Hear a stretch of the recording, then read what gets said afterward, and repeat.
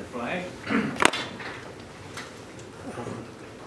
Pledge allegiance to the flag of the United States of America and to the republic for which it stands, one nation, under God, indivisible, with liberty and justice for all. Thank you. As far as public comment, it doesn't appear to be too busy over there. So we'll go on to the next item. Consent agenda items. Anybody have anything they want to change there? If not, we'll ask for it. I move that we approve the consent agenda as presented. Second. All those in favor? Aye. Aye. Thank you. January 2015 Lake Health District Financial Report, Cheryl.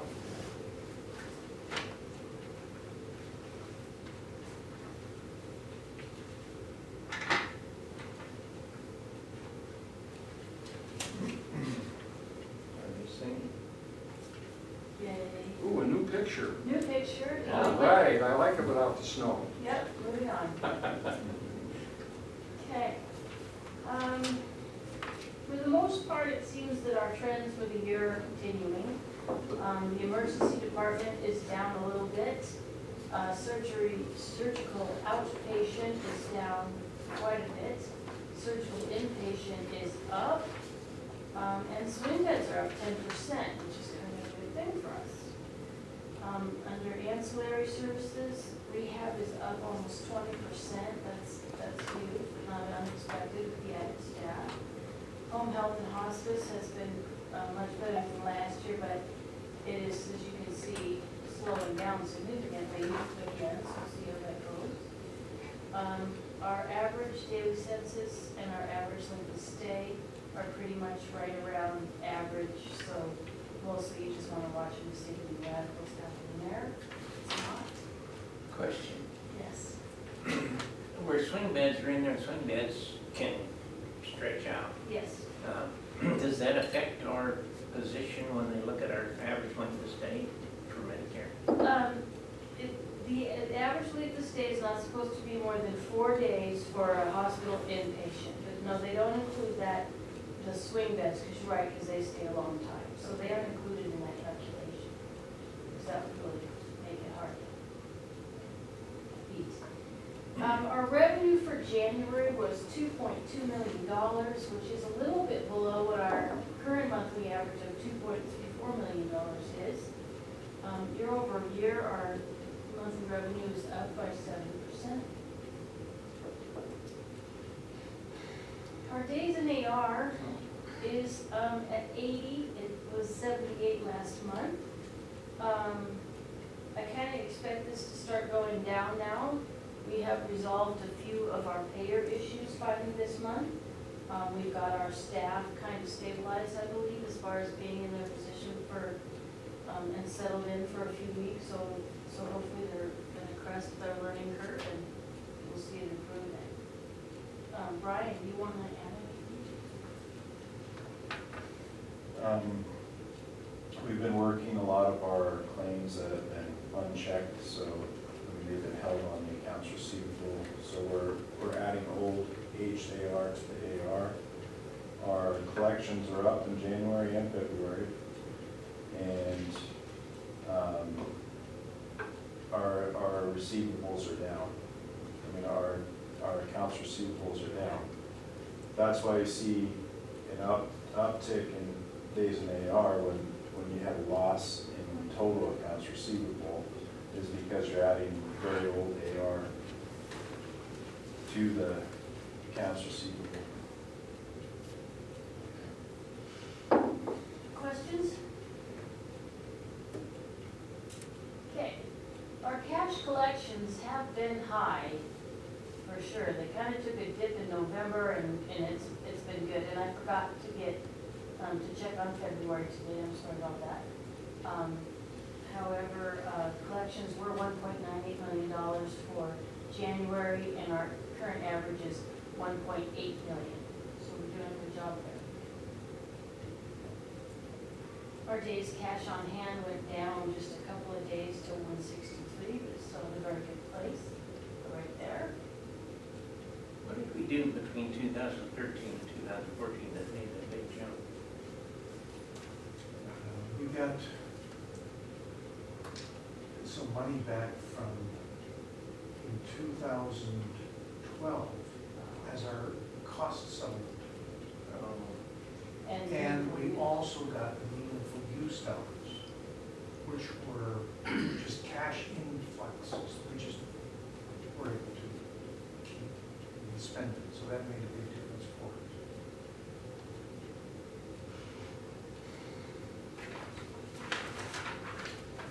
Part of that 2012 adjustment, because of the cost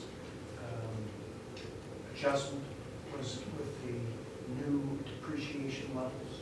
And so Medicare gave us a big adjustment because we got moved into the building in 2011, and we didn't see the full impact of it until 2012. And that's why we got the extra cash for our depreciation for the new building. Okay, so profit and loss for the month and for the year. Our monthly net revenue was $187,000 below our budget. The biggest losers there were the emergency department was below budget by $84,000, but we saw patient counts were low. And our surgery and anesthesia departments were below our monthly revenue by $83,000.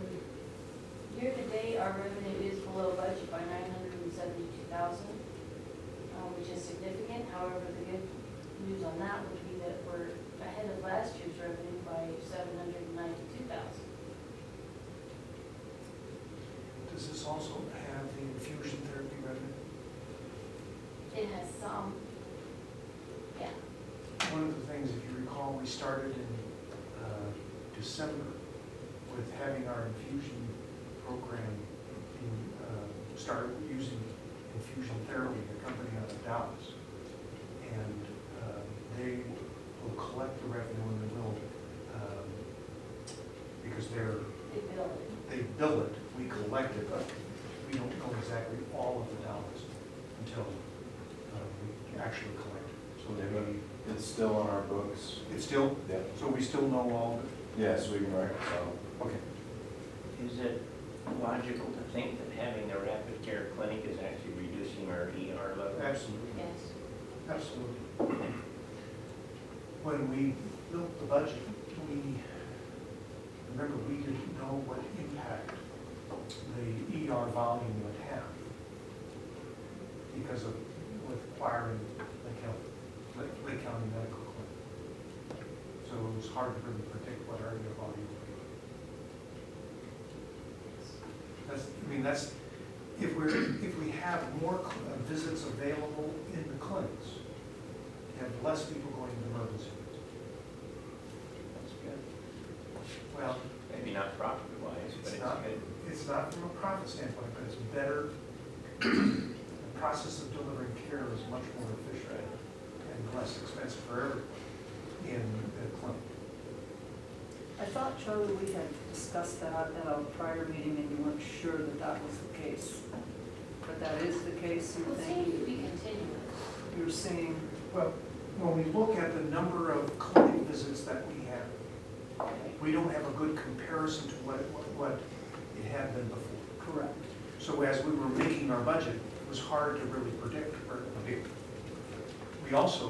We looked at the trend of what was happening in the emergency room, made some predictions of where we thought it would go.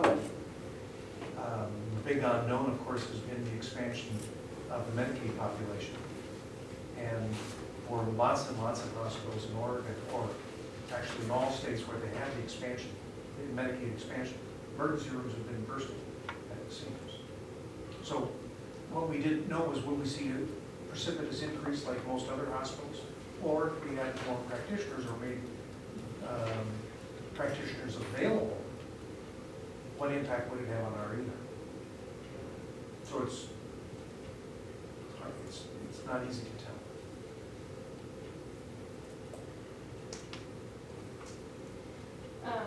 The biggest, I'm sorry. Does that answer your question?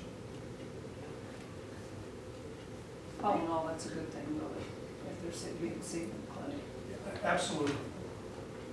Absolutely. From the billing standpoint, we see quite a few claims that are denied because it's not an actual emergency. So having them go to the clinic, we get paid for it. The problem is if anybody that's not a problem. Remember, the EMTALA rules state that if a person presents to the emergency room and they believe it's emergency, we have to treat them. And again, it's they believe it's an emergency. How can there be any referral the other way? Say, okay, maybe the clinic is a place for you when they're standing at the ER door? We can, we can offer that, but we have to be very careful that we don't break the rule. Sure. Which says if they need to be evaluated, and if they ask for a physician or practitioner, we have to make that available. To rule out an emergency condition. If we rule out an emergent condition, then we can require them to go to a lower level of care. But that ruling out of an emergent condition is a little tricky. It seems like there has to be some type of training for the public, because if it's used to going to the ER, that's what they do. And unless they know that there's another alternative, that people Well, in the future there have has- it, they'll continue to be there. And there has to be another alternative, though there isn't necessarily, I don't think. When you look at, this is a problem across the country. Lots and lots of people choose the emergency room as their primary care for a lot of different reasons. There's some economic reasons, there's access reasons. It's a convenience for some people. The biggest deterrent for a lot of people is a long time wait. Our wait times are much less than they are in bigger hospitals, where the emergency rooms are pretty packed. So we have to try and balance this, how we manage that.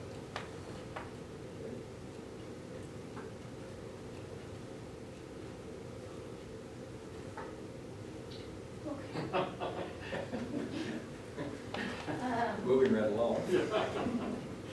Our year-to-date wages are rather significantly below budget as well. This has to do with the fact that we have fewer MDs and staff. So, even though our revenue's way below budget, some of these expenses are also way below budget.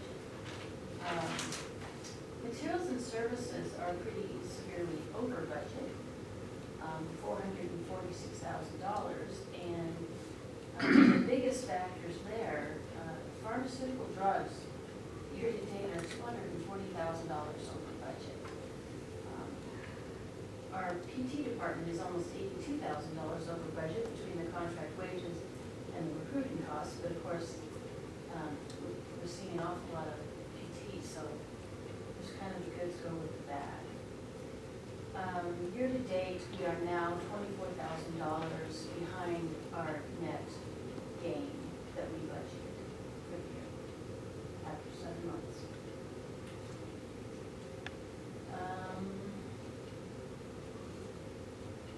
That's it. Questions on that? So all your travelers are under services. Yeah, all the travelers are under, Okay.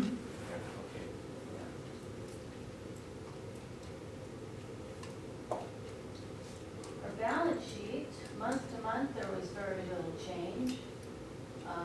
Year over year, there's a rather large increase in our receivables, as well as an increase in our other receivables, which is mainly activity and use like medical and more so Lakeview Gardens.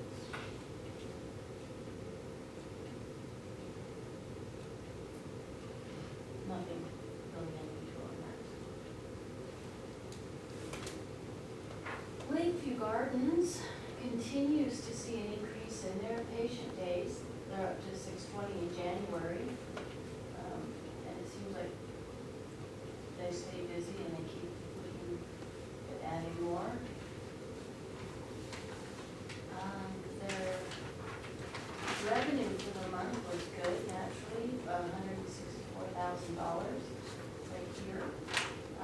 above their average of $149,000.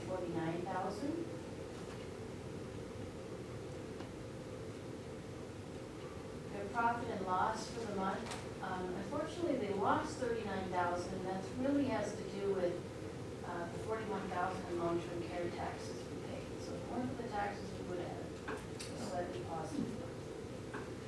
One of my favorite taxes. Yeah, makes sense.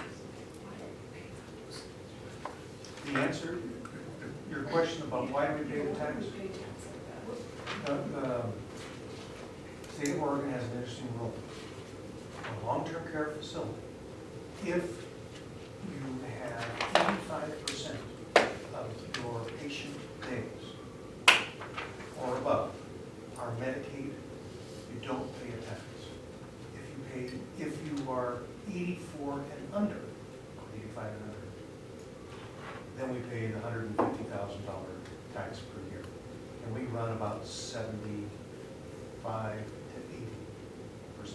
It's kind of like a bed tax, and they use it for matching funds from the federal government. So the state does like to get that money, because then they use it for matching from the federal government for state programs. So, i.e. medical programs or Yeah. just, We benefit as a hospital. The urban hospitals pay a bed tax, and then that goes into a pot matched by the federal government, and that helps to pay for our cost-based reimbursement. But we pay for it in long-term care. And Melinda say that there may be an opportunity to move a few patients into assisted living of that percentage. That is one of the options. the chosen few. All right. Then going back to the balance sheet, our patient AR is at $320,000. That's less than 2 months of revenue, so that's headed in the right direction. And this we are paying kind of as we have cash available to pay back to the Lakeview district. Okay, questions? Okay, Goose Lake Medical Services, they had revenue of $47,000 this month. It's a little bit low, it's below their monthly average of $51,000 for the current year. I don't believe we had Eileen for the whole month. Provider-wise, things are a little bit slow down there. We really need Tony to get his California license, get him down there. He's been doing very well at producing around 20 patients a day, so I'm sure that he can do the same thing down there. And I figure we're down about 42% from last year. Yeah, you know, we had Roseanne down there for at least, you know, that really did make up quite a bit. So having no FMP, we did have partial coverage, but not as much as we need, so. I'm sure that Tony being down there is gonna make a significant difference. His family's living down there, he seems to be doing really well, he's happy here, and he's doing great, patients seem to like him. We also interviewed a physician that might be interested in going there last week, and it's possible that she will be working on negotiating a rate right now. It's possible, and she has a California license. So we're actively looking to make up the fact that we aren't seeing the volume we should. Balance sheet, really, I mean, the AR keeps going up. Another thankfully positive thing is Cahaba gave us notice that we're off hold with them, not with Cahaba, because I thought you said we did. Swing bed. Only on swing bed. Cahaba, we're waiting on the cost report. That's the one that Paul said. Paul is working on. We had yet another new snag with Cahaba. They said, well, you didn't file the cost report for Goose Lake, but we filed them at the same time, and so Paul is, but then when you look on the cost report, it says Stevens Parkview. There's 2 cost reports that say Stevens Parkview. Paul doesn't feel like that should be a problem, but I'm wondering if that's the problem. I don't know, it's the same provider number, right? The same medication number. They submitted the wrong name. Well, Paul says it shouldn't be a problem. I don't know, he's pursuing it for us and it's extremely frustrating. I thought we've been talking, I mean, they at least acknowledged receipt of one of the cost reports, and now it's not the issue is the other. So meanwhile, the receivables keep growing because that is our biggest payer. And that's it.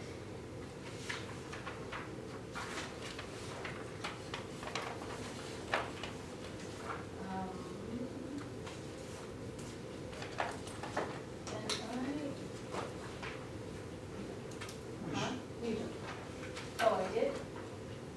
Oh, I'm so sorry. Yeah, I totally did that, sorry.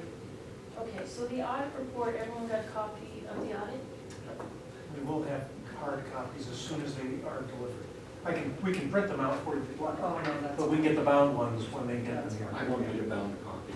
But we have to send some to certain organizations. So we've sent them to some of the banks, we have to send them to various organizations. They did change the footnote on the long-term financing, which was nice. You can compare the old long-term financing to the new long-term financing, and over the period of time indicated in the financials, there's $1 million, almost $1 million in savings on interest alone over the next 29 years.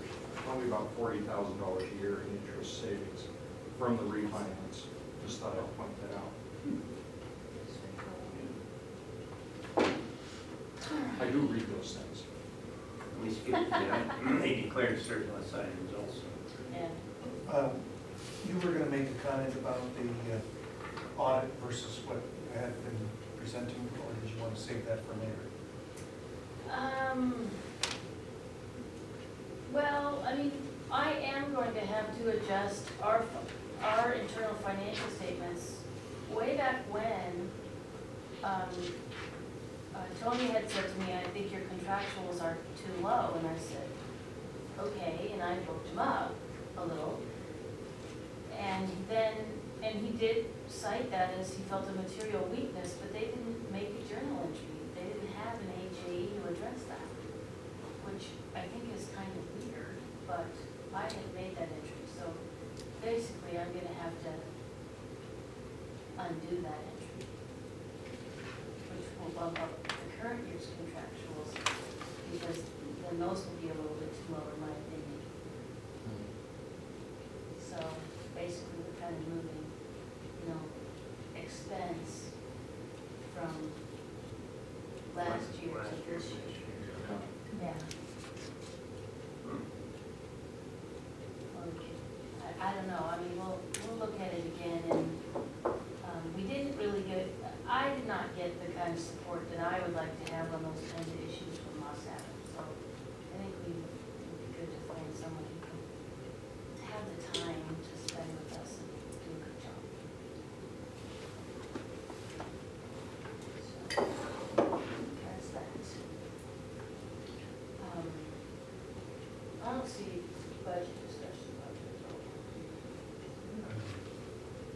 We failed to add an item, budget discussions on the agenda, sorry. That's So we could add item C to the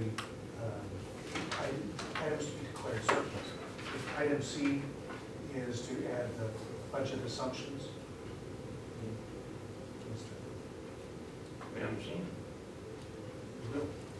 I gave them to you in paper. If we could first go to the items to be declared surplus. We sent out a list to you.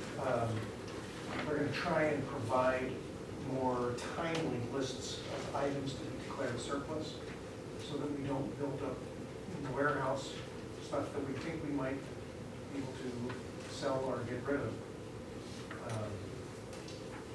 So here's a list that we think can be disposed of either by donation or by putting in the trash.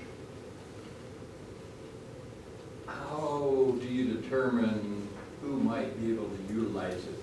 Would you go to somebody like the Lake County Fair Board, Lake County would share those entities, would they have access to the list to see if there's anything within another public entity that could use it, Charlie?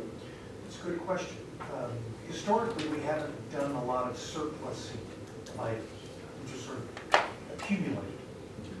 But if we do this on a more consistent basis, I think we could certainly make it available to places that might be interested. One of the things that became of interest is some of the walkers, the rehab material. Most of those, as we looked at them, would not be safe to give to anybody, but they could be used in a foreign country. You know what? In a foreign country. Oh. In fact, Amron, because of, if you may recall, before he came here, he had done his internship or residency in Haiti, or Dominican Republic, I believe it is. And it's at a, he did some work at a orphanage with very handicapped kids or physically harmed kids. And so he thought there might be some kind of walking implements that would help those people. We've given away some of our expired medicines or supplies that we could give away. And I think we've done that to some African donation organizations. But I think that we can certainly. Helping Hands International. Is that what it is? Did that, Okay. Probably 2+ years ago, Charlie. Okay, so, because we haven't done this frequently, we could certainly do it more often. One thought is that we could give some of the items to organizations that could sell them, like the Lions Club or something like that, so that it gets used. If you recall, we gave away one of our trucks to the Lions Club, and one of the reasons that Jim recommended that is if we try to sell it, potentially we would have liability for the vehicle or something of value that it's not worth it for us to fix, so we deem it surplus. But if somebody else fixed it, they could claim the liability back to the district by donating it to an organization. They sell it, it's as is. I see a Chevy Tahoe on here. That was the Tahoe that we bought used from Forest Service. We used in home health for many years. It was fondly known as the pickle. And it got to where the repairs on it were significantly over the value of the car. And it just didn't make sense. So, for a handyman that would want to buy it, it'd be a great thing.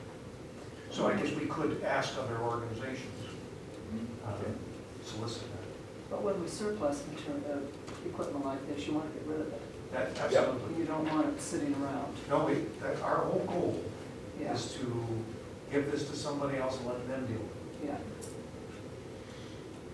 So we need a motion on that. I so move that the declared items as listed on surplus I'll second be that. designated surplus. Moved and seconded, those in favor? Aye. Aye. Thank you. One question I would ask about this, because the likelihood that you would say this is not surplus is relatively remote, would you be willing to have this in the consent agenda? That we put those items that are deemed surplus, that you put into the, we'll still give you the list of what Oh, it that is. will. I mean, we're still gonna provide the same information, rather than have a specific item. If you're gonna do this regularly, that'd be fine. Well, we're going to have it available to be regular. How often we will declare things surplus is hard to know. Okay. That's fine. We have a boatload, for example, of computers, old computers, and they're just taking up space. Most of them, it's much more worth it to buy newer ones. You can't do anything with them. Just don't give the vote away.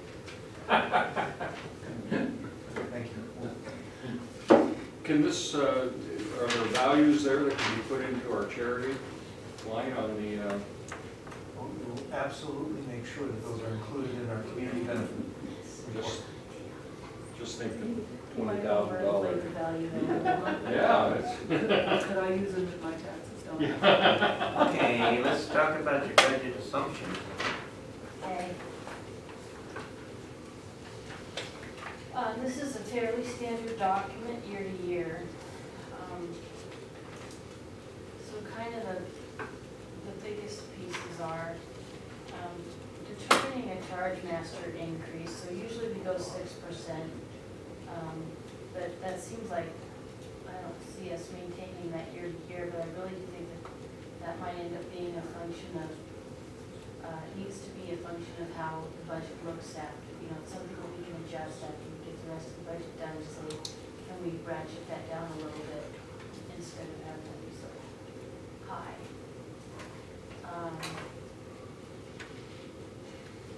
I think another significant piece of this assumptions, if you've got expansion of specialty physician services under revenue enhancements, we can't really do that unless we have a little bit more space, but we will continuously look to add specialty services because it just adds to the services for the community. And it really doesn't cost us very much. We expect that if we continue to be a force in California, that piece of revenue will continue to grow.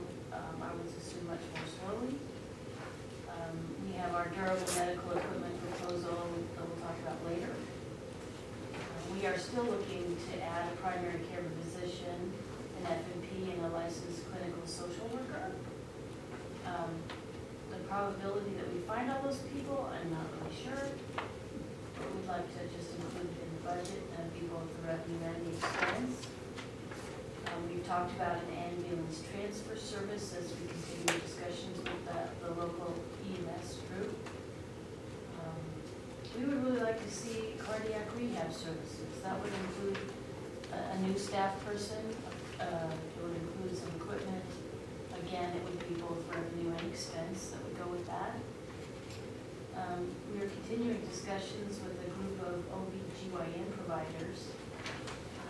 Like to consider continuing those talks. Contractual adjustments, I really don't see any changes to that year over year. Cheryl, Yes, the two that you added, do they come under this revenue enhancement? they would, and those are things that are really probably something to discuss in executive session because they're really not that, I'm not really sure how serious the board is about wanting to go forward with those, so Okay. at least for the time being, we'll kind of have those to the side. Non-operating and other income, I don't think will change very much. Salaries, that verbiage is kind of the same year to year.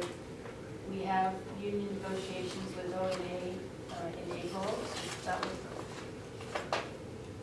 we should then have time to get those numbers, the actual numbers into our budget, but really it's hard to guess what those are gonna be at this point.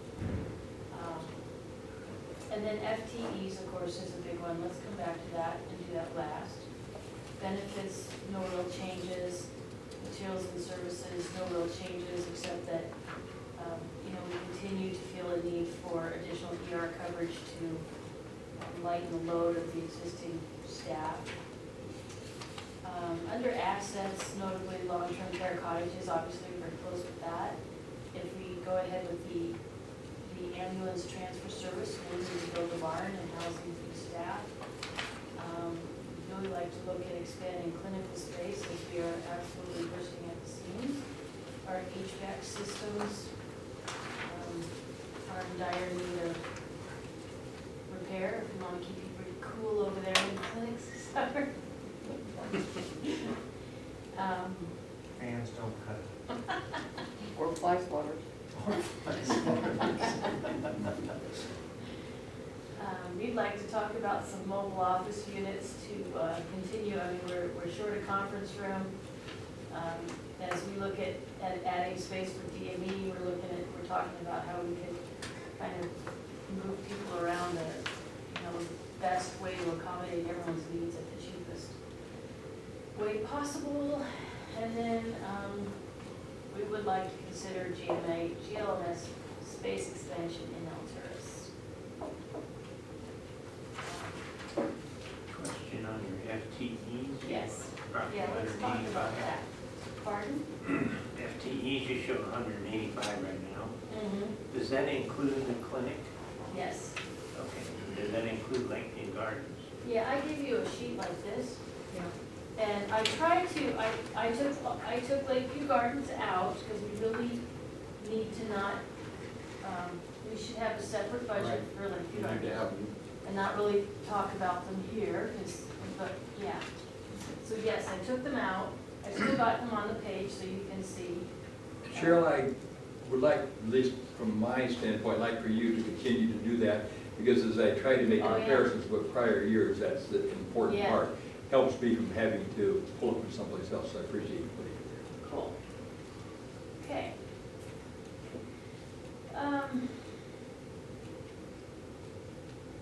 So obviously, when we budgeted last year, we really weren't very sure what the impact of the clinics was gonna be, and it was big, not surprisingly. Otherwise, we came pretty close to what we anticipated. Part of the overage between budget and actual for 16 and acute was the fact that we had 5 significant FEMLA leaves that we had to cover for. Let's see. Does everyone know what family is?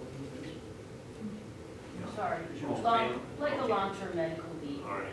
where people really have PTO to be paid for it, so you're not paying 2 people because you got the one that is on leave getting paid and the one that you have to replace them because you can't live without nurses, naturally. Rehab, we know we added a couple people there. Vascular stayed the same, even though we lost Michael, we did get another FTE in there, though not an RN. Business office, we did add a couple people there. We've talked about that over the past months. It had a lot to do with the increased billing, the huge increase in volume with the clinics and their growth. And so then you see what we budgeted for the year and what we budgeted to add.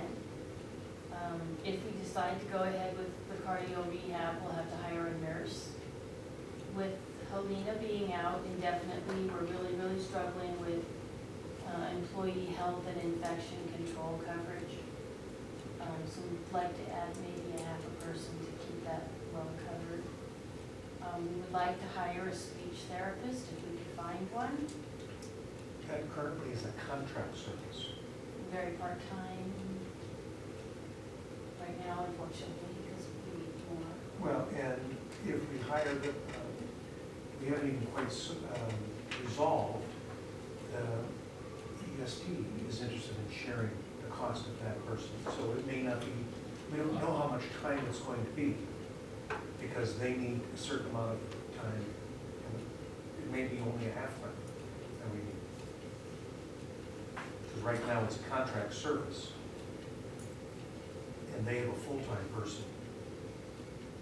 And they're losing that full-time person. So we don't know how much time it will be. And we haven't found the person that we're interviewing. We talked previously about the informatics people that we're gonna add to IT. They've actually been hired, and they'll start the next month. And then, of course, notably in the clinics, we're, as discussed, looking for another doctor, an FNP. If we hire those, they'll need each an MA, if that comes to pass, and the licensed clinical social worker.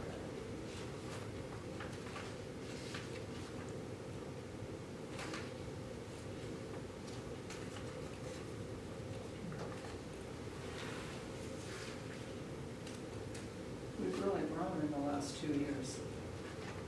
Yeah, the clinics were really the huge catalyst of that. Yeah. Well, and the fact that, I mean, really, we brought Roseanne up here and we hired Dr. Lee, and there's a lot of, that drives a lot of staff to the room. Between MAs and reception staff, All the support people. yeah. So,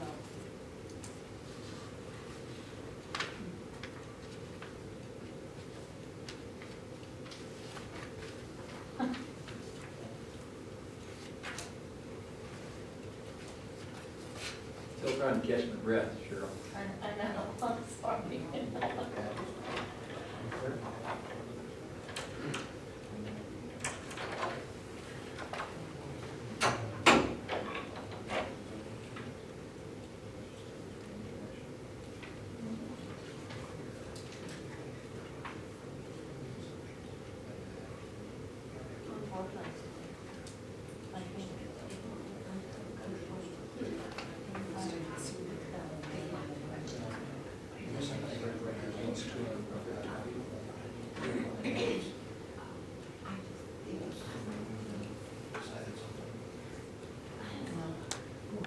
I thought I should leave a placeholder. Yes. I left the placeholder for the CEO. You want? Yeah. Yeah. You want to discuss your additional budget items in executive session? You don't have to do that now. You can do that anytime. We just wanted you to be aware that these are issues that you're thinking about that could have, this is what we were just talking about. Do we need to vote to accept these or reject these or something? Really, this is, what we're trying to do is have some direction as we're building our budget. It may not, many of these may not come to you. But we have to have some direction as we're building, as the items that are not discussed on this, that you have, they could change so much. So that's why we're still thinking about it, but we're not acting on it. Does that make sense? Yeah. But as we think about these things, we have to be planning. And that's really what this is all about.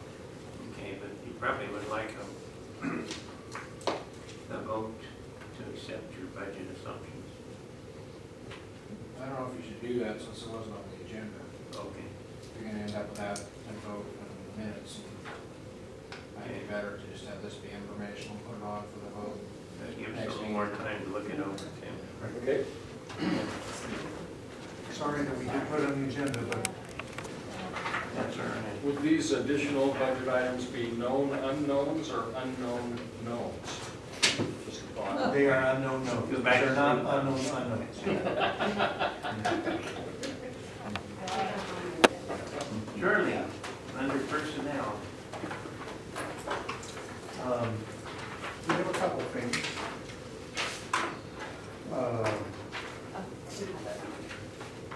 First is with the retirement of Linda Michelson as HR director.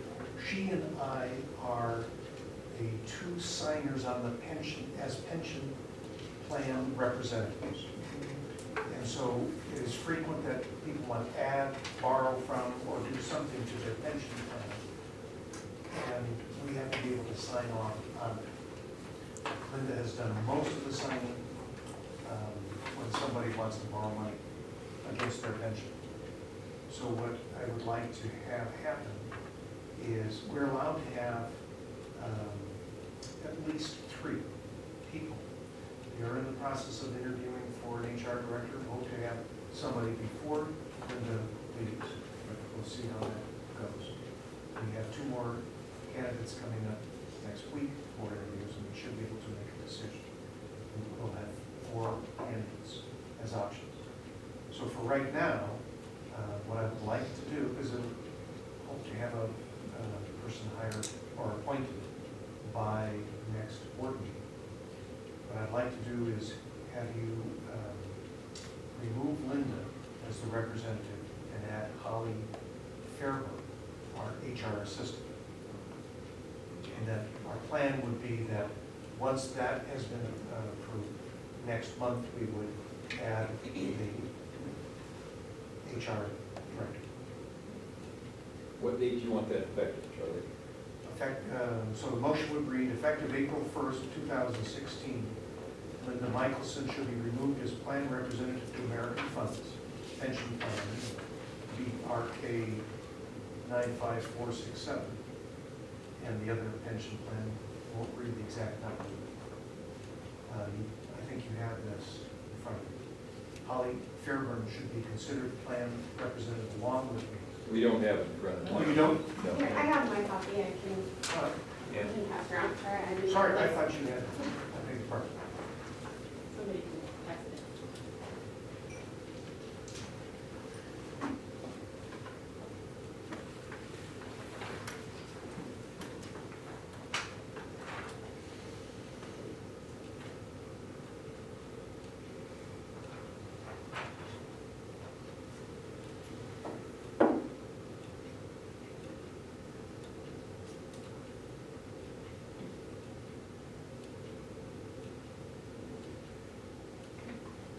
Linda was going to present that this evening, but due to illness was not able to be here.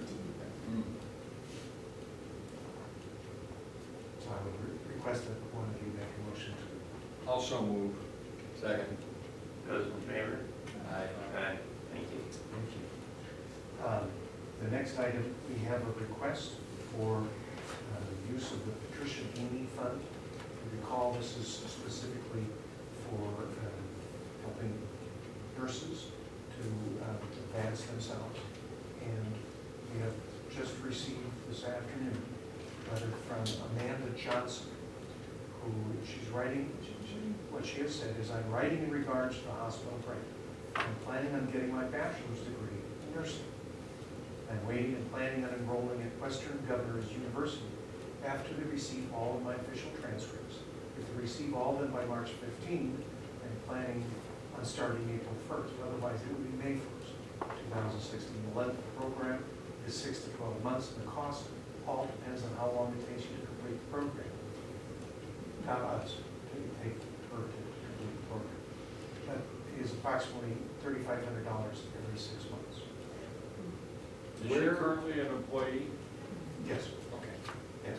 Where's she going to school? It's an online program, At Western Governors University. New name to me. New name to me also. It's like Phoenix. We would ask them that they sign the education loan that we've been using for all applicants, What was the dollar amount? $3,500. For 6 months. So if she goes for 12 months, it'll be twice that. Yes, it'll be $7,000. Now, Charlie, excuse me, is that a grant or is that a scholarship, so to speak? It is a loan. It is a loan.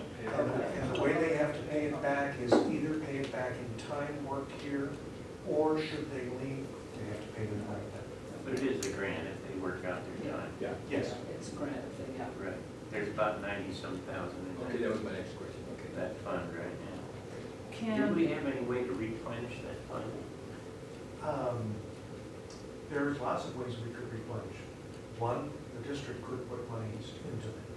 Two, we could request that one of the organizations like the Collins McDonald Foundation help to replenish that specifically for education purposes.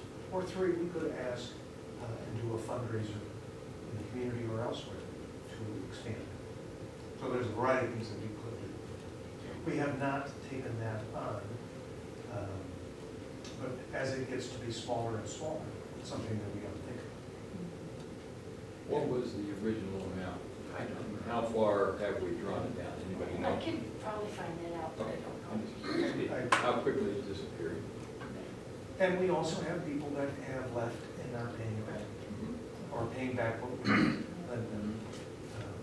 So it's a moving target. I think one of the things that you want to keep in mind is we want as much as we can to support our nurses any way we can. Yep. And certainly encouraging all of those nurses that are two-year degree nurse to pursue their bachelor's. And I think we should have a similar fund for the other employees to improve their education. And we have done that for some of the others. Right. Eric Isle as an example, or Jenny Cameron. So we have other people that have expressed an interest in continuing to improve themselves, and we really want to help them here. It's a great way of making sure that employees know we do value it. So I would recommend that we accept her application.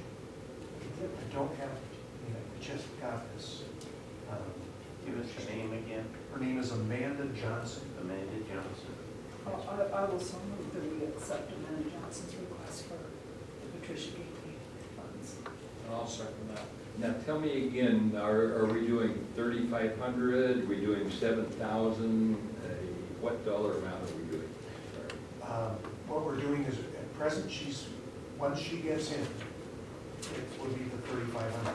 She would either reapply or be continuing, or we would, you could say that you would help her pursue her degree. And if that means the 7,000, then that's what it would be. We don't have to bring back her second letter. And but you indicated that the 3,500 is for 6 months. Yes. Yes. Can she possibly finish it in 6 months? I don't know that answer. I would have a hard time on that. Yeah. What's her present education level? She's a 2-year RN. And works a lot of times. I think so. She's a cute staff member. There's a motion now. Did the motion include the second 6 months or not? The motion included her request. I did not specify 6 months or a year. Should we roll it? Would you request that? Should she need it? When she gets in and she keeps progressing, I would expect her to apply again. Okay.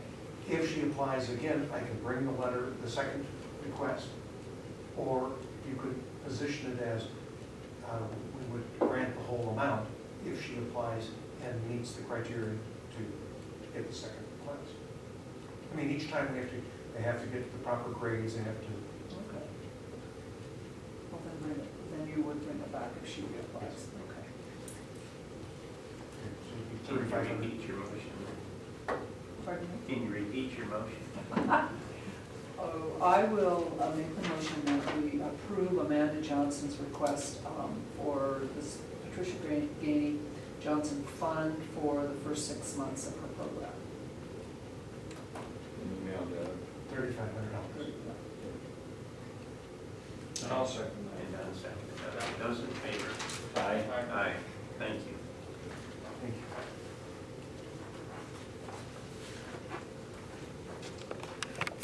In the absence of Dr. Hassan, I believe you've all seen the letters with the resignation of Stephanie Casey, the new application from Dr. Womack, and the renewals. Yes. I would recommend that as the medical staff has approved all these applications, that you accept these applications. So moved. Second. Those in favor? Aye. Thank you. As if I could talk to those. Nursing report, Teresa. We have been extremely busy, that's all I have to say. We're running 15 plus patients last week, so we're very busy, lots of overtime, and Are you having to bring travelers in? we still have some travelers too. We've had 2 on, one on nights and one on days. One of them will be leaving relatively soon, probably within the next 6 weeks, they'll both be gone. And then we still have travelers in surgery. So we've had a little bit of a wait for a couple of staff that were hired out of long-term care while they were trying to backfill those positions. And then we've had an RN that we offered a job to probably 6 weeks ago, and unfortunately, the Board of Nursing hasn't granted his Oregon license due to fingerprinting issues.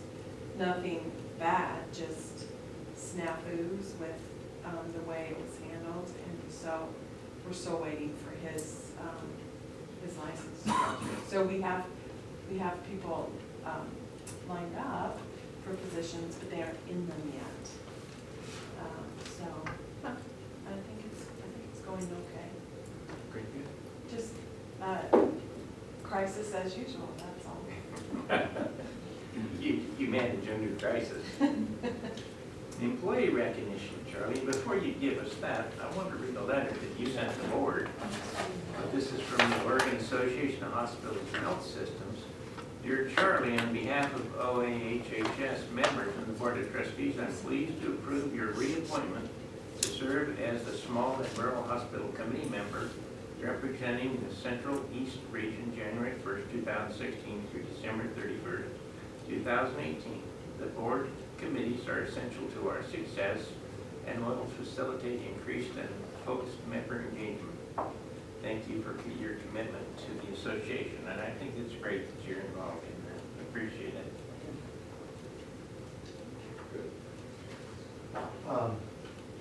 As,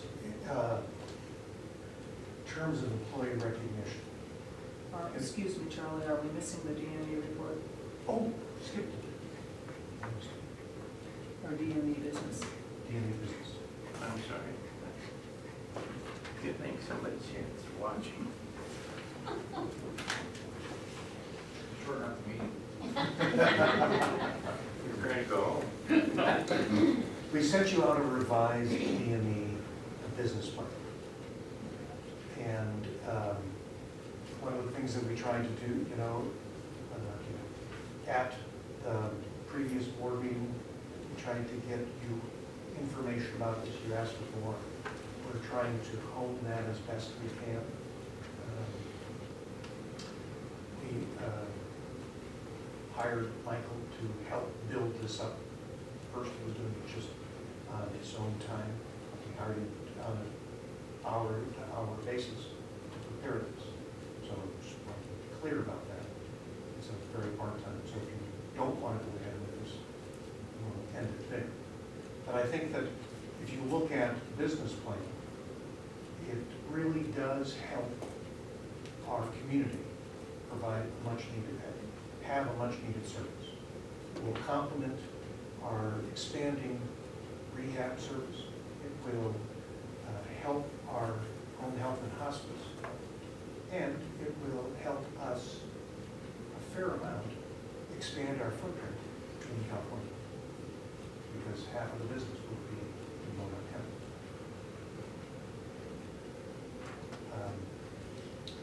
We think that we will be able to find a location that makes sense on the campus. We put in a temporary building, these modular buildings as a store space for some of the supplies and some of the lockers and various things that you rent out or sell.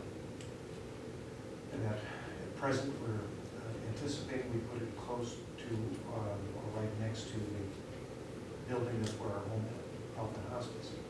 Would that free up space for them, would make it more usable, would be very close to the clinics so that when doctors find a patient that needs oxygen or needs a walker or crutches, whatever, very close to getting it to those patients.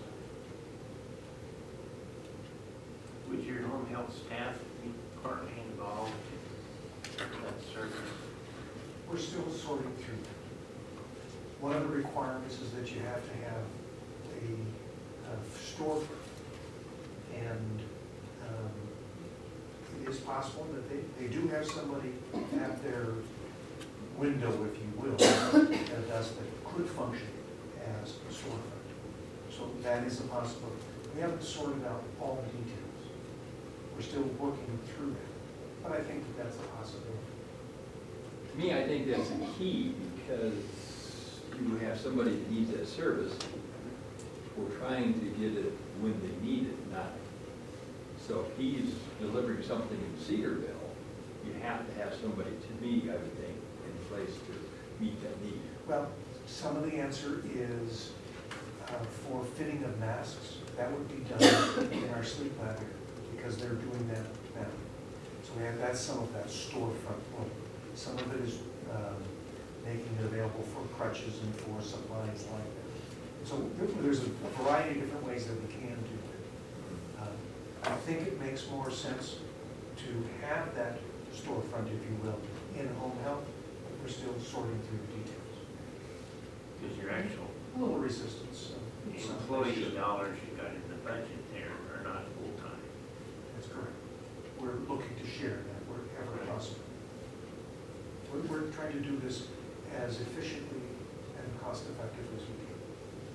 There's a question. How do you plan on handling it if Lake District Hospital cannot, it's my understanding that as a hospital doing DMD service, we cannot provide that service to Medicare patients. It would not be the district that delivers the service. It would be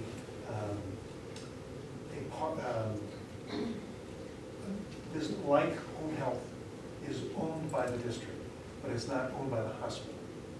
What you're asking is, would the hospital be doing it? The district is the organization that owns the hospital. It owns a home health and hospice. It owns the property. But it is not the hospital that would be delivering. So it would be separately licensed as an organization or company, if you will, owned by Lake Health District. That is the distinction. So there are some things that the hospital would own and some businesses that the district would own. I know it sounds technical, but that is how we would separate. And we ran this by our auditors to make sure we were doing it correctly.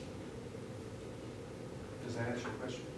Yeah, because I mean, I just couldn't figure out how you're going to do it, because if you can't provide the service to Medicare patients, I don't think the service is necessary.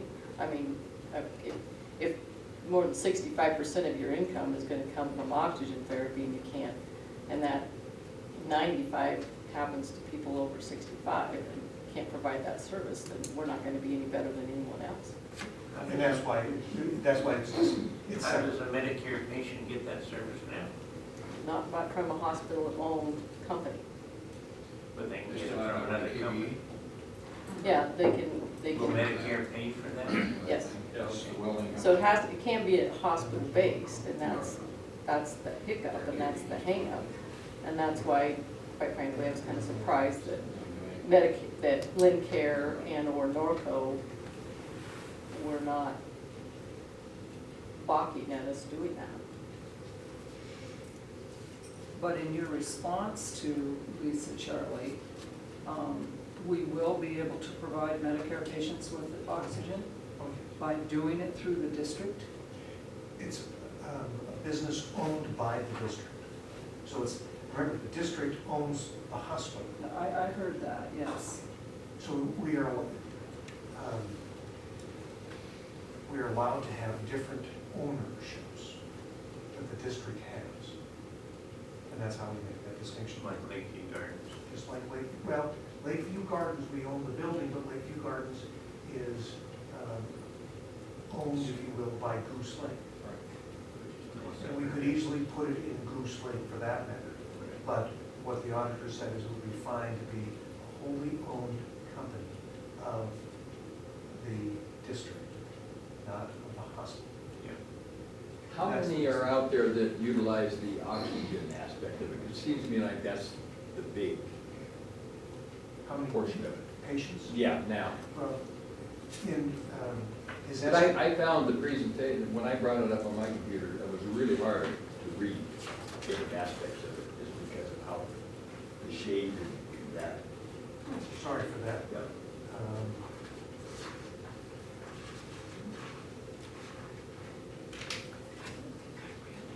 Because if I look at it just from a business aspect, it doesn't make sense to do, but looking at the number of people that would benefit in the community, then that would be the justification.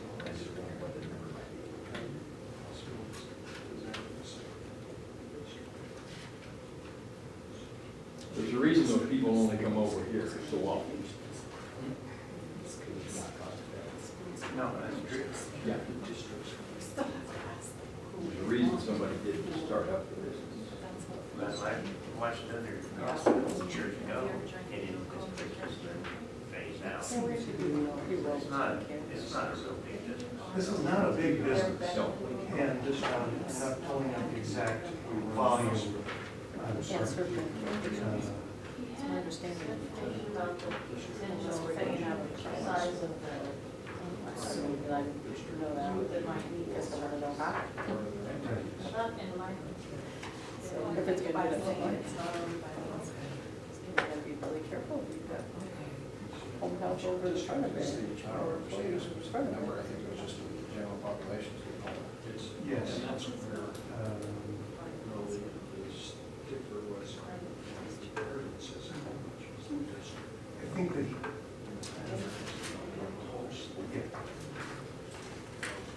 No, I know, but I mean, I'm just, it has to be a separate entity. Says with 2 out of 3 Americans over the age of 65 requiring some type of medical equipment are marketed in these counties as approximately 3,000 residents that will need some type of service that we provide. What he did also was corroborate based on the number of sleep studies that we have, and then estimate based on the population. That's So what was that number? That's what I'm asking. Can you reread that? Yeah, basically what he said is 2/3 of the population over the age of 65, of which there are roughly 3,000 in Lake County, and in these 2 counties, there's 3,000 people, 2/3 of them So 2,000. will Okay. require some sort of DME. 2 of 3. That will need. People. Okay, you're right, Services. 3,000, so it's 3,000. Some type of 2/3 is service. 3,000. Not all need oxygen. Right, not all need oxygen. Some sort of DME could be. So you're saying 1,500 the first year, because it kind of has alters as a second year and then. And, right. And the oxygen, I think, more is a service, so that people, if they do screw up and run out or whatever, or have repairs that need to be made, or equipment treated, that it'll be a lot easier for them to do it. They get an exchange or something while it's being fixed. And not have to drive far. Yeah. I understand all that, it's just, what dollar amount are we willing to commit to help however many individuals out in the community, because we're gonna lose money. I think we just need to address that going in. We count that as community benefits. Yeah. Right. Wow. What is this community benefit worth? That's what we have to address. Clear in the financials. And you will see clearly the revenue and expense of it, so you can identify it in the books.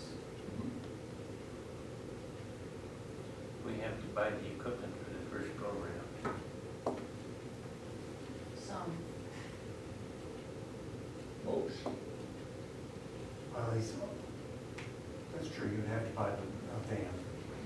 No, I mean, he said you have to buy the There's no leasing or concentrators. Yeah. And then he found another leasing company, so it's a changing evaluation. Then we have to have 5 for a period of time, so we're, in essence, in business for how many months running in the red? Or we can even, Generally, the way that Generate works, income. just like with the home health business, when we started this up, but I thought we were limited to 5 if I had read the information correctly. Before you get paid. before you get paid, you have to have 5 patients. Or- Limited, you have to have at least 5. For how, what length of time, Charlie? Until they do the inspection. So you don't take any other patients, you have no other expenses until you get that certification. So you have to do everything you can to limit any, you're not gonna expand, you're just gonna take care of the first 5. So you get certified, and you go for And what is his best guess on that length of time to get certified? it. His description to me is that it could be done in as close, in as little as 2 months, because they understand it's a rural setting, remote. But, you know, it's hard. I wouldn't want to hang my hat on what somebody thinks they might be able to do. It takes time, but you only have 5 pages. I don't understand that. I'm sitting here, I read that too, that we serve only 5 patients. What they want to do is come in after you have proof that you have taken care of 5 patients But you can't bill for that you can't bill it. for, You know. You that they can't- ensure that you can do it. Oh, make sure that you can provide the service. They're like test cases. Like what, Lisa? They're like test cases. So same thing happens with home health and hospice. If you want to open a new service, they want to know that you know what you're doing. They want to know that you have all your protocols in place, you worked out all the snags. So instead of putting 40 people in there that you might mess up on, they give you 5. They give you up to 3 months that you can work with those 5, and that you've done the billing right, you've done everything, you've done the service right, you've followed your procedures, and then if you are successful with those 5, that's part of how they judge you on your paperwork, on your follow-through, and so you have these test cases, and then that's to prove that you're gonna do that same thing with the next 20, 40, 60 patients that you have. And that would be the state? Yes, Okay. And at that point, they certify us. yes, Do we need the van at that point yes. for the 5? Well, I'd say you have to have something because you're packing around oxygen, maybe you could use the van the home health van, you just have to put stickers on it. Well, I think if Charlie thinks this is a good thing, even if we lose a little money out of it, I'd like to see it myself, see it tried. I think we have to try. It looks like the plan looks like it'll take us 5 years to possibly break even on it. 2 years. 2?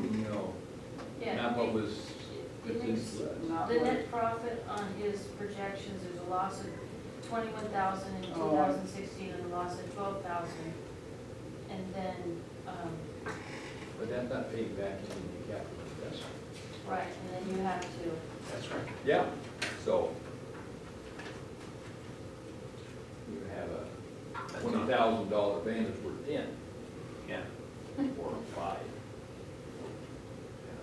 Does Norco and those guys gonna get it? Are they gonna put, they're still providing the service, aren't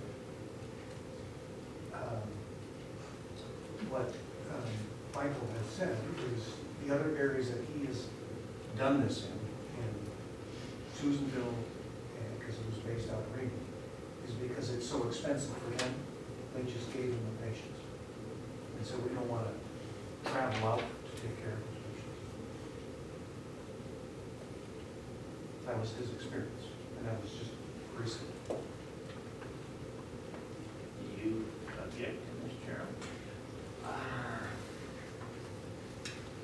I have some reservations, let's put it that way, Chuck. If it's something we go forward with, I would like to see it monitored very closely. Yeah, and make sure that it's benefiting a significant number. And then I would be willing, yeah. That would be Cheryl's report she was watching. I think one of the things to keep in mind when we think about the change that the metamorphosis of the sleep lab is a perfect example of how we were providing service, but it wasn't as robust. We hired somebody that was better at it than we had in the past. We bought the right equipment. We changed who reads our studies. And we went from having turnaround times of 6 to 8 weeks to now 2 days. And our volume of sleep lab patients has gone up significantly. Because to be providing a better service. Now, that doesn't mean it will always do that, but I think that we have a better chance of that. It is a local service, and a lot of people want to have local service. Both Norco comes out of Alturas and, who's the other company? Lincare comes out of Clinton. Lincare has the bulk of it. But business sense tells me, Chuck, that if it was something that lucrative, private industry would be into it. So we have to recognize we are supplementing the program. It's a service. Yeah. to the community. Same way we do with long-term care. Exactly. We've had pretty good success with these little services we've had. MRI, not a little one, but that's been very successful. I guess my question is, if this is gonna be a separate entity, if this isn't going to be, I mean, if it's gonna be a private business, why don't we just go into business with Lincare or Norco? Why don't we do a substation here? Why don't we join efforts with them? I don't think it makes economic sense. We tried that in Sleep Lab. They wouldn't, neither company would do it. I mean, because our interest was in getting mass fittings done quickly and follow-up done. And we tried and tried and tried. We even had another company willing to come over from Bedford, and at the last minute, the deal fell through. So, I mean, there's other reasons for doing it, but from the Sleep Lab perspective, we don't have the service that we need to get our patient compliance up to where it needs to be. Teresa, for the most part, gives away our service to fit mass. Well, and I think that's what I hear. I mean, I hear everything around Sleep Lab and around CPAP and around that. To me, quite frankly, folks, I don't think that's the majority of your business. Your business is an oxygen. Right. And if your business is an oxygen and 3/4 of what I mean, all of your patients you're talking about are over age 65, that's your projection. We still have to give them the option of all three companies, now 3 instead of 2. I don't think you can say that all 3,000 of those are going to be ours, because we have to give them that choice. And I'm not speaking for Oxford. No, I know. I'm just But- telling you, my experience But- working with those other companies was a complete failure. and maybe that's true. I mean, I obviously don't know that we've tried to work with them with that, but you know, Norco had people here that were working for them, got rid of them, just, whatever reason. Not to provide the service. I don't know if they even have anybody coming now. That's not. It's a pretty sparsely provided service. And I think it's important that we try, if it doesn't cost us a lot of money, and we can provide better service to our community, I think it would be short-sighted not to try it. And if it looks like this is just not going to work at all, then we ought to get out of it. But you've got to give it a year at least, I think so. see how you're doing.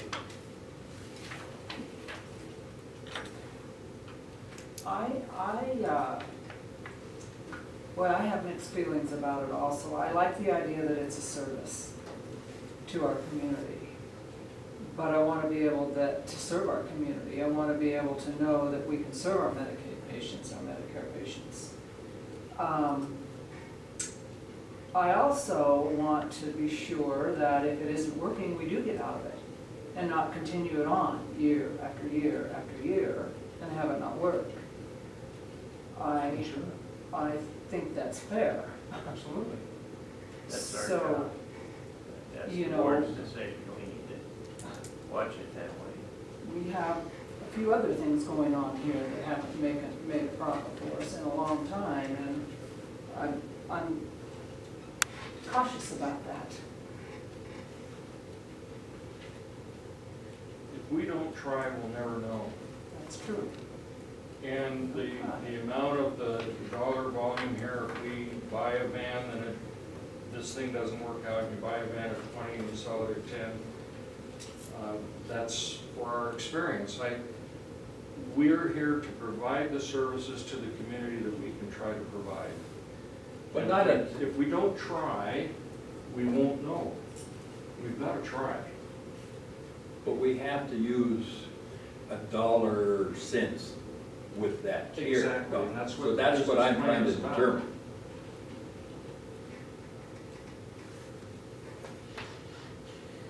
You know, what is the maximum amount that he's looking for in the projection? I didn't read this last one. Well, But at the outset, how much are you the looking first year loss, it looks like. at? No, not the loss, how much are you putting out? How much are you buying in DME and how much is the van costing? That's what you're looking for. Plus there's We some. found a van for $7,000, Okay. and, you know, Are we putting out 50,000 in the first year? If we don't make a dime, how much are He we says putting out? 46. How much? 46. 46,000 in the first year if we don't make a dime. There's your risk. Then you got a $21,000 operating loss. Yes, but you're putting out, right. I mean, So if we you're looking don't, at 60-some thousand. 60,000 if we don't make a dime in the first year. And that's not gonna kill us. I guess you'll want to have some metrics by which you determine if we're heading in the right direction, Sure. because it won't. Do we have the sole market? I mean, but No. we don't, I mean, we're not guaranteed that our patients our community members will use our storefront. No, it's like any other business. like Are an you option. guaranteed you're gonna sell a cow? You don't know. Exactly. Yeah. Well, no, because it could definitely go to Klamath Falls or Bend or anywhere else. Yeah, and there's a law, like for us, as we discharge a patient, we have to give them a choice, if there is a choice to be made. But If we had 2 home health agencies, we'd have to let them choose. I think Right, that's a okay. start. Give me the choice though, do I want a vendor Right, that's here or a vendor that's here just once in a while? But depending upon what that price would be, you may choose another vendor. So if they decide, okay, we really want the Lake County business, we're going to do a loss leader there. Yeah. In the competitive, Expect that would be the yeah, case. I don't either, Chuck, but I'm just saying, that's the way free market works. you're absolutely right. And that would be an absolute, frankly, if we spent the time and effort to build this up, and Lincare decided to drop their price significantly and provide much greater service, and we got out of the business so that they were doing a much significantly better service to our community, didn't we serve our community better? Because we got them far better service. I would think that would be a win. Because after all, we have lots and lots of patients that need oxygen, don't get good service. And We say lots and lots, but see, I'm trying to come up with a number, and it's just all this okay, out there. would that be helpful? We can certainly get that. Because I mean, if it was me, that would be critical. It's an estimate. So, All we're doing is estimating, but we can come up with a far more specific estimate. Charlie, who will supply the oxygen for us? If you buy a concentrator or rent a concentrator, the machine is extracting the oxygen from Okay, the so, atmosphere. But it's a concentrator. so it's not that we have to contract with Lincare to do this, or Norco. There are other companies that provide bulk oxygen or provide arrangements. We could already save money if we consolidated where we're getting all our medical gases. Michael said we could save quite a bit of money on those. But I don't want to go down the path we've gone with Goose Lake and think, oh, gee, now if we just add another room, and if we add another this and another that, then things can be all right. That's part of this in the background for me, Chuck. Well, I understand. Yeah, I think we need to be very concise. This is going to do this, or we're going to get out of business. I do hope that you keep in mind that, as we've said time and again, when we look at our investment in Alturas with Goose Lake and how we have generated the amount of referrals from Modoc County, and it is not exclusive to our Goose Lake clinic. It has far exceeded the amount of business that we have spent to invest into that clinic, significantly. I understand, and you would, as pointed out at every meeting, but also as pointed out the number of dollars that we're losing, and oh no, we're gonna adjust this, we're gonna adjust that, and that, for whatever reason, we're not there. I've only been on the board 2 years, but We had like 680 admissions from California zip codes last year, or this year. and maybe you'd had 500 without that. So, there you go. Well, if you look at past history, it's been building up. And it should, Yeah. yeah. Yeah. So I guess I'm not disputing that aspect of it at all. This is a small enough dollar amount and recommended by Charlie, so I'd like to support him on that myself, see what happens for a year. I can do that, I can do that too, I can support it, but I'm very much in agreement with Gerald that we need to monitor it and we need to know how it's doing. And we need to, I mean, and I understand it's going to take a year or two, maybe 3, but it would be nice to see it work. We would be more than happy to show. I mean, anytime we take any kind of new venture like this, we want to make sure that when we make our projections, we like to be conservative. We certainly were conservative with the MRI. Our volume there significantly is different from our projections. I'd like to think we're not going to have that kind of success always. But when we see 2 and 3 studies, what we predicted we would do with that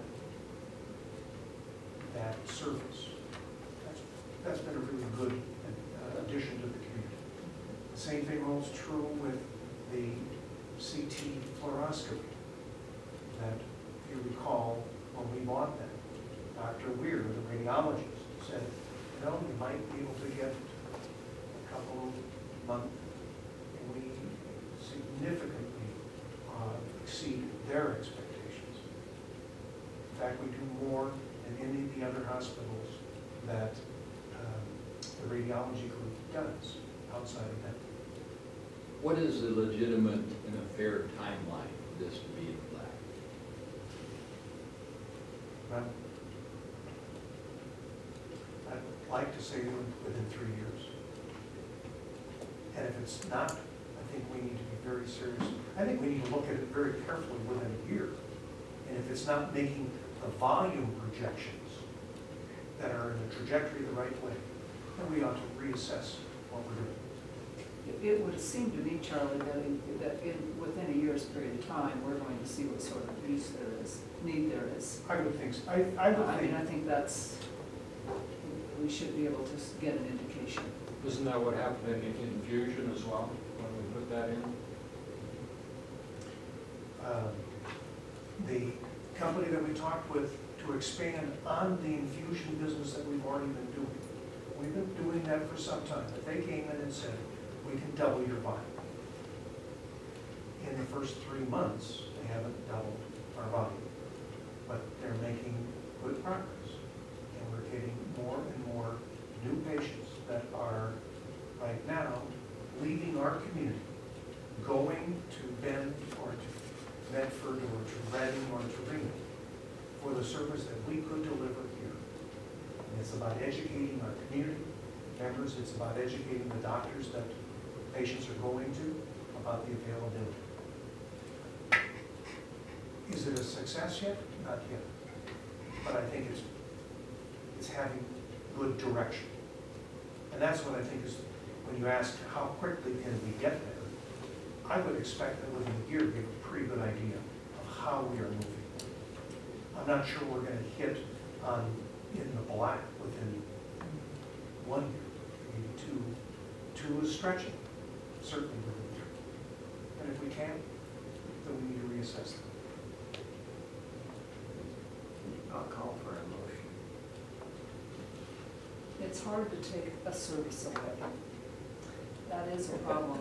Yeah. It is hard to take once you get a service started. Even though you may not get in the black, the people that you serve become dependent on it, and it's hard to take it away. But I still think we have to take a look at it.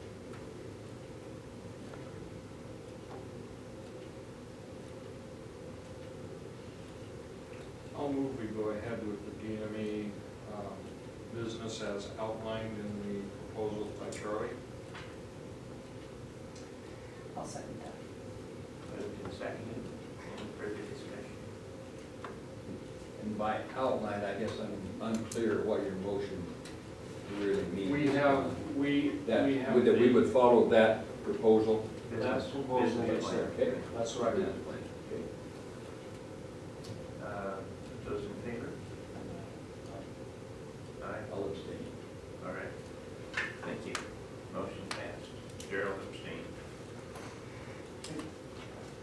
Now, Charlie, employee recognition. You know, it's always hard to find, and I say this every time, but I really, I'm amazed at how many really top-notch people we have. And these last 2 months have been enormously busy, enormously stressful. We've been operating with many of our, some of our key people have been not able to be here. So that puts stress on the other key people as well as the people that have to support them. But we have some really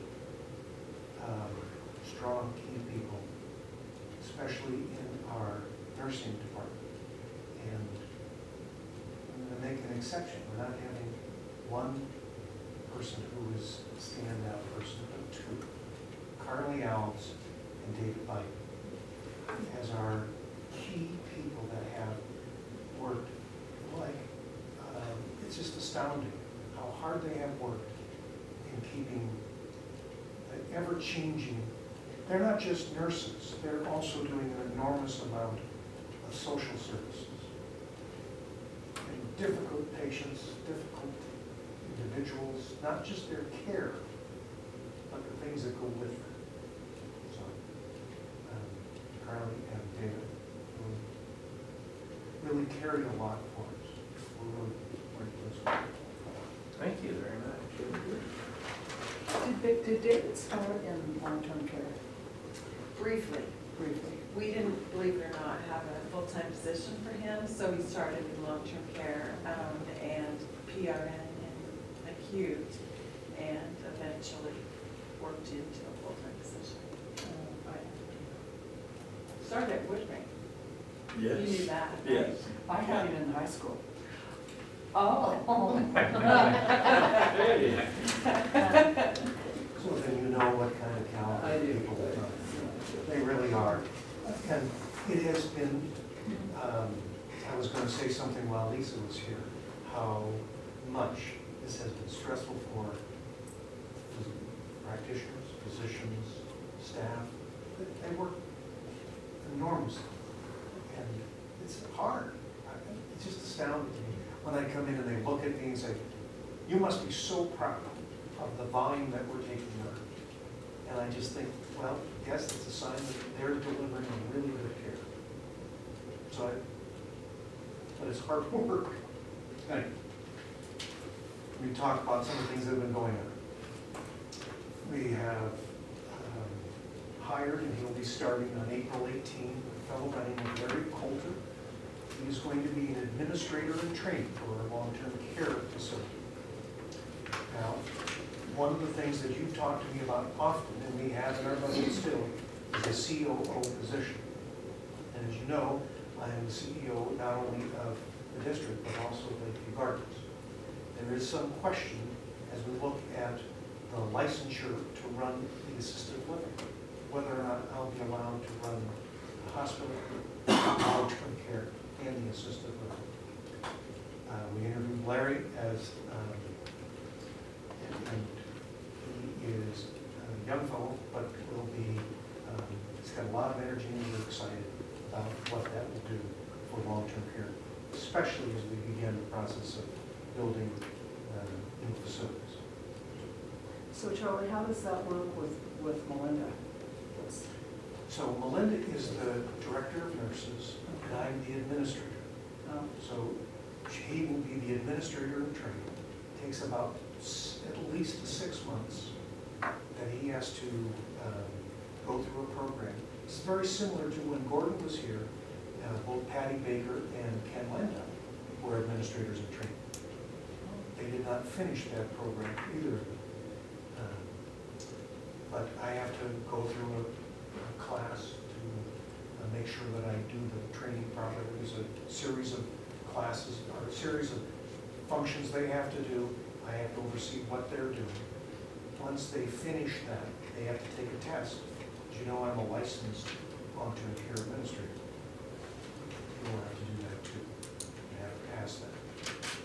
So, he'll start on April 15th. and he found a house to live in and all those nice things? He has apparently found some place that Linda found him. He is going to be moving his things down, and then it's going to take a couple of weeks to go see his aging grandmother in Japan before he starts. So he's quite excited about moving here. He's, I think, originally from Sweden, so is familiar with smaller communities. And has hunted here with his father. So that's an exciting thing. Jane and I attended the American Hospital Association Rural Health Conference in Phoenix. It was a very good conference. I think it was, Jane will be able to talk more about it. She said she would. Unfortunately, her spouse is having surgery today, so I was not able to be here. Otherwise, she was interested to tell you about some of her impressions, where some rural hospitals are going.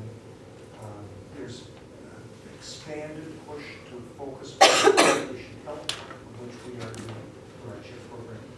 There is an enormous push to expand family practice to become certified as a patient-centered primary care home. We are working on it. Part of that is we have to, you don't have to, but virtually have to have an electronic record system. And that's one of the reasons why we're expanding our informatics service, is because the amount of time and effort it takes to keep track of all of how your patients are doing. We are participating with the National Rural ACO that got a grant for about $31 million to expand teaching for rural health clinics to have care coordination to supplement the patient-centered primary care home, as well as to provide, there are many things that you have to do to become a patient-centered primary care home, one of which is the computer system. Another is after-hours phone service. We don't have that right now. So if you call up one of the clinics after 5 o'clock, you don't get the doctor. You have to go to the emergency room. And the requirements is that you have somebody answer the call. And so this association is going to provide that service. They're going to contract with nursing service to answer those calls and follow the protocol. Oftentimes calls are for new moms or for people that are just concerned, don't need to go to the emergency room. Other times it's go right to the emergency room. So we'll be working on that this spring and moving forward. And the week after, so 2 weeks ago, I went to Salem to meet with Senator Bates and Representative Nathanson, as well as participate in the presentation to the legislature on the Rural Health Reform Initiative Transformation Grant. We requested $10 million. It was a partnership with the Oregon Health Authority and the Oregon Hospital Association. So we made our presentation, and I guess it worked, because we were granted $10 million, and that was ratified, I believe, on Friday. They added also an additional $2 million in that $10 million to be used for physician loan repayment. So that is going to continue. So that was a very positive thing, and of course, any chance to meet with our august legislators was a good way to promote Lake County and Lake District Hospital. You know, we got our audit, so we're pleased to finally get that. We will be looking at that relationship in the next month or so and reassessing what we want to do.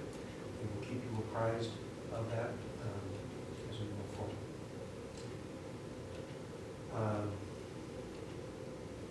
I have met with Daryl Anderson to prepare a bid proposal to look at, or to ask architects what they would charge to redesign our clinic area.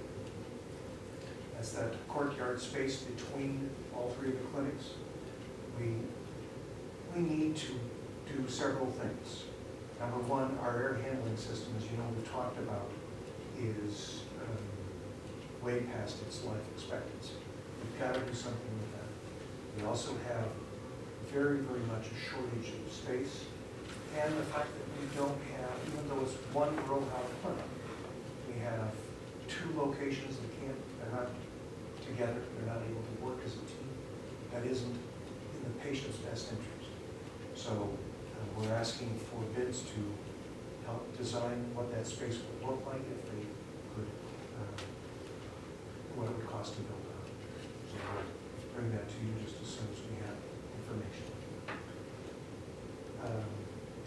I was at the Eastern Oregon CCO board meeting a week ago, Monday. You may have had you've heard some of the things about Moda Health in the news. Moda Health is one of the partners. They're 29% owner in the CCO. So the president of Moda talked a lot about some of the, all the news, and of course had a different view than what the press has said. But in terms of our relationship, we are now up to 1,770 CCO members in Lake County.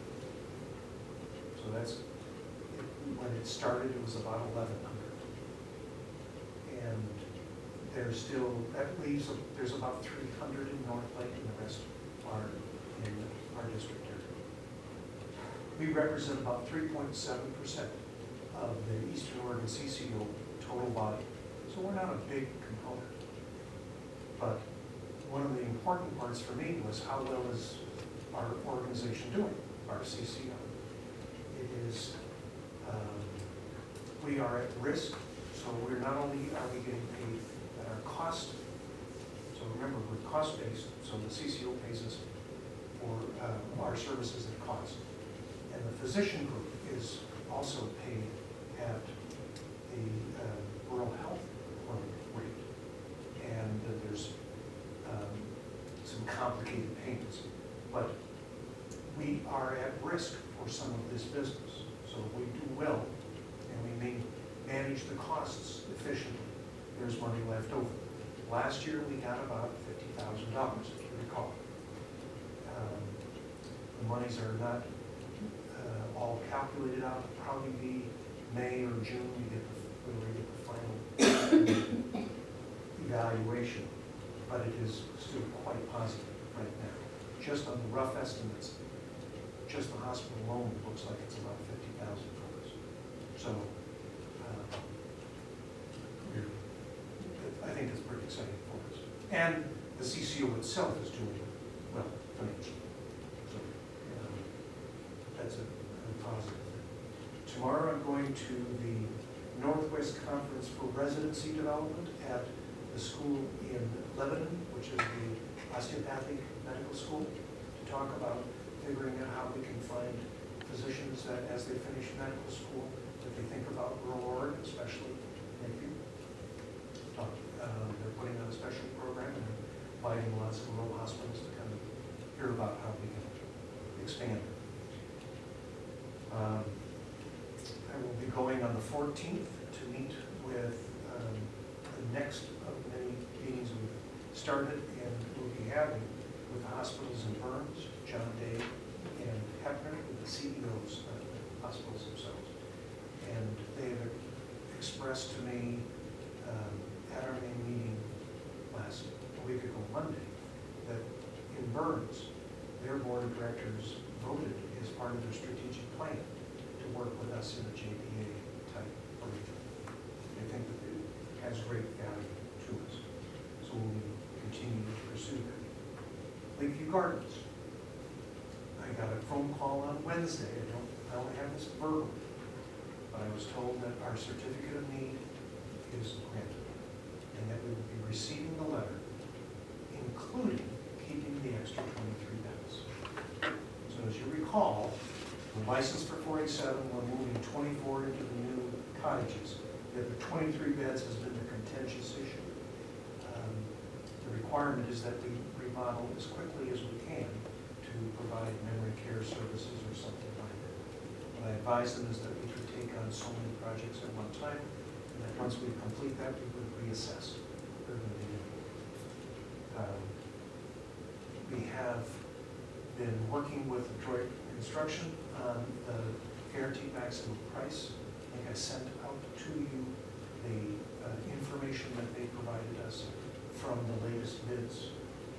It doesn't look like we can adjust a whole lot from that dollar amount. We thought we might be able to, and as you recall, the revised number was approximately $8,100,000, which is significantly more than the $7.2 million we originally estimated. The biggest problem is Pacific Northwest business is booming. Getting contractors to do the work has been a bigger problem. We thought maybe we could do it without the geothermal. It doesn't appear that that would have the savings that we were hoping for, which originally we thought it might be $500,000 savings. The architects and engineers are still waiting. As of about 4 o'clock this afternoon, I haven't had an answer back, so I can't tell you anymore. Does this figure include the geothermal? Yes, it does. Yes, it does. In the reduction of the geothermal, then they'd have to redesign, put in a hot water heating system and some things that were built into that. There wasn't as much savings as we hoped. I have I have provided the information that the architect and Detroit provided to Washington Federal, and they are assessing what this means. They also got a copy of our audit, which we sent to you just as we sent to them. And they are, Leanne wanted to express that they are still very, very interested in working with the district. They did not have enough time to have a letter to you saying what they wanted to do, because we have this and the other potential projects that we would look at. But she wanted to make sure you knew that they were still very, very committed to working with the district. Did you have a chance to check out the tax credits on the geothermal? I have not done that yet. Okay. I'm sorry. That's okay. I haven't had a chance either. I know that there's a process where you get pre-approved before you turn a shovel, so. One of the things that we had the benefit of was we used Ripley to help us get all the determination for the tax credits when we did the big hospital project before. And as we look at our relationship going forward, we're not sure whether we were going to engage Moss Adams to help us with that. I would think your architect can do that. Is there in order? I will keep pushing. We haven't gotten there. The next part, the next hurdle that we are still working on is getting approval from the state and from the county for building permit. The state is, just hired, as of Wednesday, they've hired 3 additional reviewers of plans. Fortunately, there's 20 projects in advance of us. There's from 2015. So the state is not moving very fast. Detroit's concern is if it takes too long, they're worried that these prices, the contractors may not live up to those prices. So we've expressed these concerns to the state. They're well aware. I don't know how we prod them any faster. Any questions on Lakeview Gardens tonight? Timmy? We are in our second cohort of CNA students that started, and we have a couple students from Algiers. So our JPIA relationship, where they're sending some of their students here, is in process working, and they're very pleased to see our facility. So that's always a positive thing. It appears that the Oregon Nurses Association, as you sort of saw in our projections, we're not certain of all of our costs going forward. We'll probably be getting our ONA negotiations because our contract ends June 30, 2016. April 25, 26 is the tentative date at this time to start that. Hopefully that will be a good negotiation process. I think that's enough. I got a couple of quick things. Joint conference is next Thursday at St. Week from today, 12:30. If you're able to be here. For us, okay. So with the doctors. Yes. A week from today.